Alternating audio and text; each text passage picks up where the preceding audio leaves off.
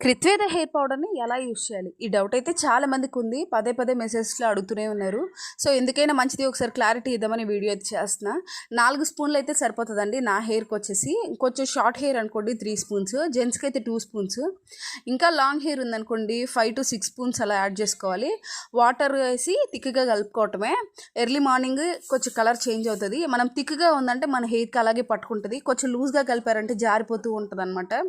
So, ఇలా మన dress ఖరాబ్ అయిపోకుండా ఏదైనా క్లాత్ ఇలా మన మెడ చుట్టూ వేసుకుంటే కొంచెం బెటర్ అండి. మన స్కాల్ఫ్ని ఇంకా జుట్టు చివర్ల వరకు అప్లై చేసేసుకోవటమే. అప్లై చేసుకొని కొప్పులాగా ముడేసుకున్నామంటే చాలా బెటర్ అండి.